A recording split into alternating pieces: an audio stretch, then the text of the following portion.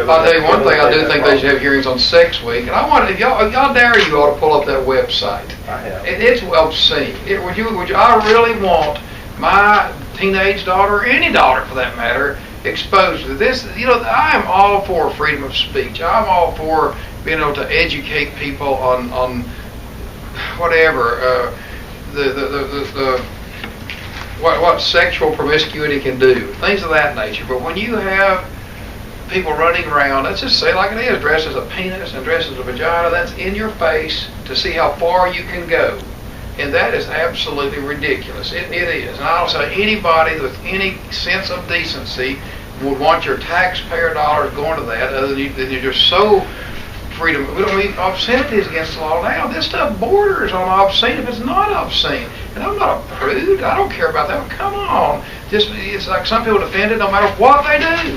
When do you cross that line? And they have crossed the line. And I think they crossed the line on purpose, just to see how far they can go to be in your face. I do. So I'm glad they're holding hearings on this, and something needs to be addressed. If the wisdom of the majority of the education committee is to give them one more chance, then I'm okay with that. I am.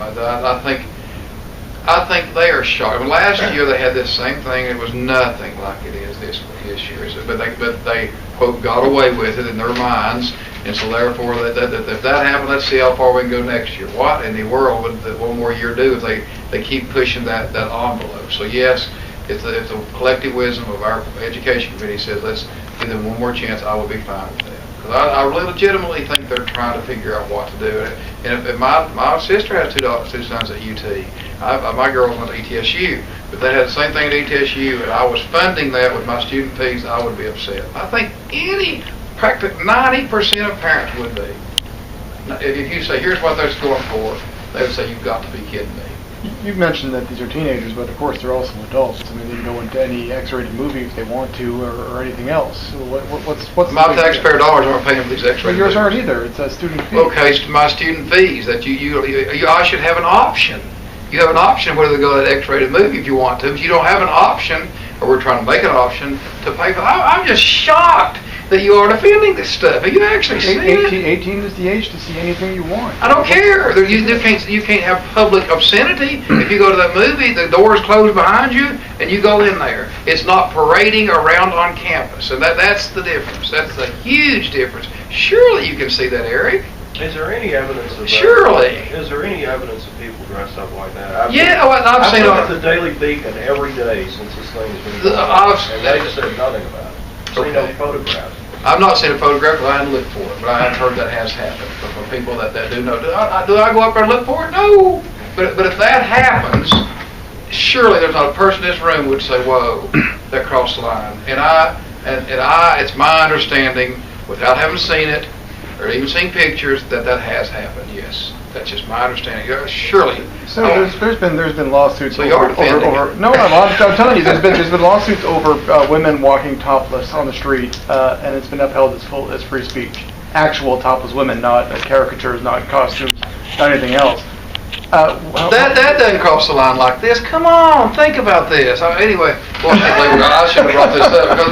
Okay. So.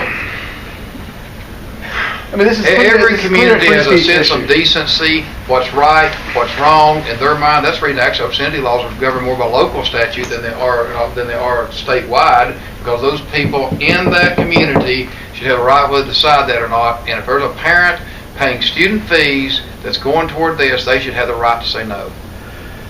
So is that the remedy, as far as you're concerned, is to just have like a checkoff or something on the student fee? That would be what the legislature would do. So if they did this next year and there's a checkoff, you'd have no.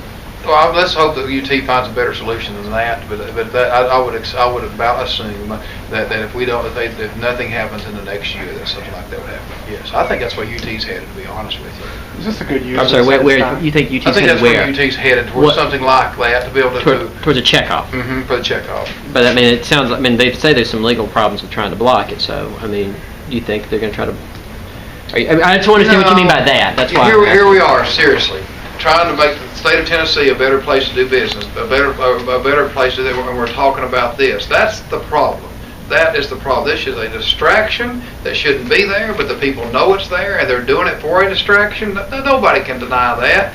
That is a dozen students at most, and I've heard 2 or 3 that are trying to push the envelope, see how much they can get by with. And then there would be the same ones that we talked about, some other social issue like abortion or some other social issue. They'd say, why are y'all even talking about that? It's amazing to watch the hypocrisy here.